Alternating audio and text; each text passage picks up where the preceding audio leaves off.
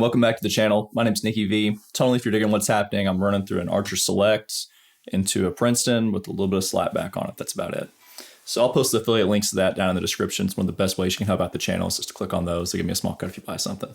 But this week we're talking about why talented musicians fail, and also looping the artist and producer perspective of that as well. And I think one of the best quotes and kind of like tie all this together was from one of my favorite producers in town. He said, "For every gifting comes an equal and opposite deficiency."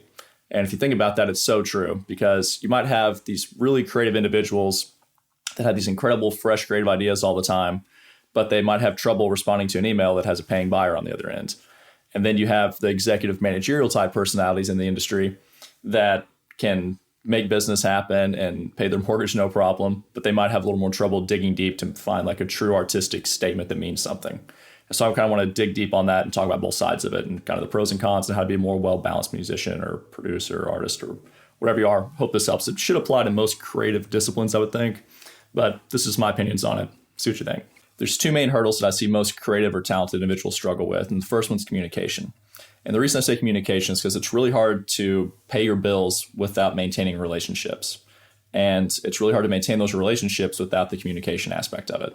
And so whether the email comes in and you just don't respond to it for 3 days, so they've probably already moved on to another guitar player or bass player or artist that's going to come and do that job for them or whatever it looks like. For some reason in Nashville, at least, everything's always like a musical emergency, right?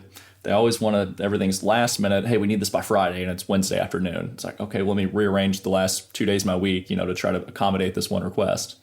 And the successful people are the ones that are able to do that. Or if they can't do it, they can communicate that they can't do it and then offer an alternative timeline.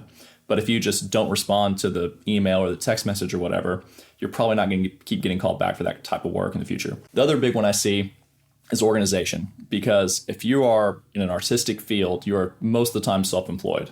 And if you're self-employed, you cannot live off one account usually. And by account, I mean just like one person that hires you for a job or hires you to play on their songs or something like that. You need multiple accounts built up.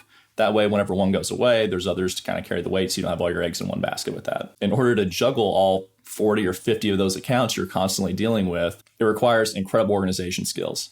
And whether that's just ironing out, with them, okay, this is what you want for this particular project, and having some system to help you organize that and maintain that throughout the week is absolutely super important.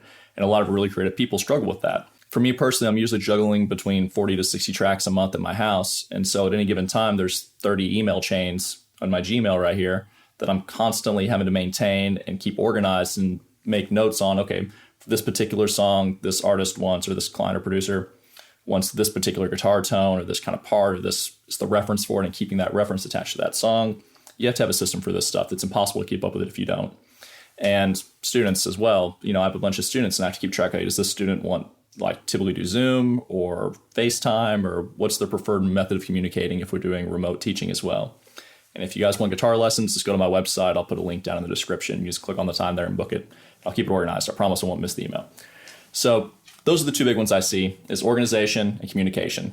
I feel like those are the biggest pitfalls for most artists or musicians or people that are trying to make a living at this. When it comes to artists, I've worked with very, very few that are honestly balanced. And I think, they have these major flaws, and that's the trade-off of having that extreme level of freak talent. If they're going to have this crazy level of talent right here, it's that equal and opposite thing I talk about. There's going to be giant deficiencies in other aspects of their life or their character or something. And that's tough to overcome. And to overcome that, a lot of the time you see teams around them. They have support. And the label might even send out literally a handler that's one job is to keep them from drinking or something like that. Okay, let's make sure the artist doesn't down a fifth and fall off the bus in front of the meet and greet, or presents themselves well in front of a sponsor or the buyer for the venue, something like that. That's why we have road managers with incredible organization skills that can handle these artists and make sure that they show up on time for things, because most of them can't, and they just don't have it in them. It's just not part of their genetic makeup for some reason. But they have that one freak voice that goes to tape flawlessly that can convey a message, and they have this insane level of talent. And that's the price they pay. And we've all heard about artists getting screwed over by labels and management. And why do you think that is? It's usually because they didn't have great representation when they first sat down to negotiate their initial deal. And that makes sense because they probably don't have that team around them to begin with, right? Usually, okay, we have some level of success, and then we build that amazing team of organized people around to make up for the deficiencies that this artist has.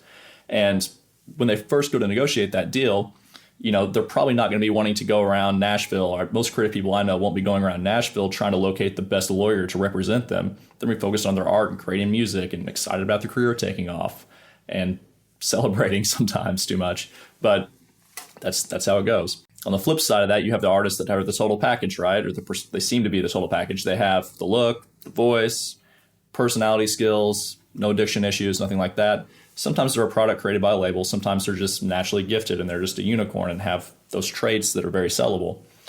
And some of them have trouble writing songs. That might be their deficiency, right? They might not have that creative spark where they can write their own hits like certain artists can.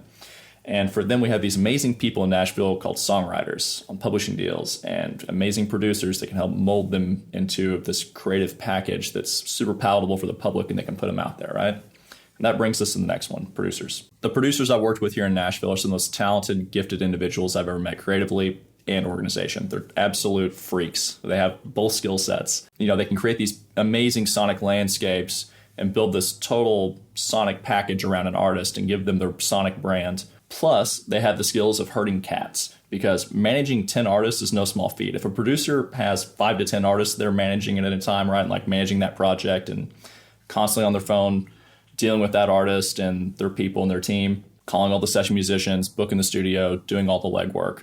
If they can do that with 5 to 10 artists, that same producer can manage any Fortune 500 company in the United States. I have no doubt about that whatsoever. And if anybody out there is wanting like remote production work, I have a website called Nashville Tracking. It's pretty much just your access to Nashville studio musicians. Go on there. It has the pricing, everything. If you're a songwriter needing demos, just shoot me a message. Let me know. We can probably make it happen for you. Now let's talk about the other side of the coin. So say you're super organized, have all those great skills like managerial skills. You might have a little bit of trouble digging deeper creatively. And a lot of work tends to come, our way. I feel like I relate more to the second group. But the problem is we might have trouble digging down and finding some creative statement that we can make that we feel is up to par with these people that just it comes natural to, right? That have these other problems though. And I know personally, I get a lot of work in town just because people don't make deadlines. It's like, hey, I paid this person 6 months ago for this project and I never got a mix, which just blows my mind. And so after they've gone through this a few times, like, okay, let's work with somebody that we know turns out projects and gets the job done.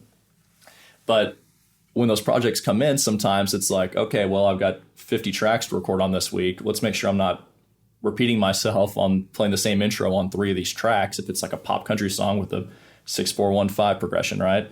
How do I stay creative doing that? And it might be more difficult to some people to do that, where that creative person can just wake up, half asleep, and just whip it out, and there it is, bam. And they just have this amazing signature lick on a song, right? And there's ways of combating that, though. I think there's different books you can read and different creativity exercises. I know it sounds cheesy, but I really believe in that stuff because I've done it and it's helped.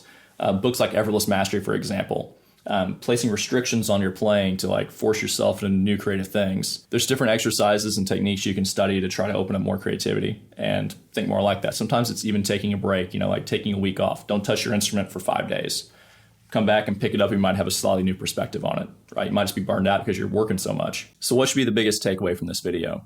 In my opinion, it's to shoot for being well balanced. You get to be somewhere in the middle. The people that I see that succeed, if they're more on the creative side, can work on their organization skills, and the people that are more on the organized side of things can work on their creativity and find some kind of equilibrium in the middle. And I think a lot of the time you see teams being built for this. If you put multiple people in a room, right? Some are more creative, some are more organized, or that side of the brain. But if you put them in a room together, they reach an equilibrium within that environment, I think, a little bit easier. And that's why you have amazing teams on sessions, on the road, within businesses like publishing houses, right? You have people there that organize and see when writers come in to do their co-writes. And then you have these amazing talented writers that come in and they're sitting there and they create this magic that's sellable and everybody profits off it. And then the whole team profits together. And one of the biggest killers I see is people not being on time for things. Some people are just like habitually late for everything. And it drives me crazy. It drives the whole team crazy because we're all there to get a job done, get paid, and go home. So set your alarm 45 minutes earlier. If you're supposed to be there at 10:30, okay, get there at 9:45. It's that simple. Just be there early. Worst thing that happens, you sit there in the parking lot and look on your phone on Facebook like you would have been doing anyways. Hope you guys found this video helpful. If you can, hit the like and subscribe. I'll put another related video and a subscribe button over my shoulder. I do really appreciate you guys spending some time here. And if you want guitar lessons or need any demos for your songs done, if you're a songwriter, artist, or producer, check out my website. I'll put the link down here as well. Appreciate you guys hanging out. Thanks.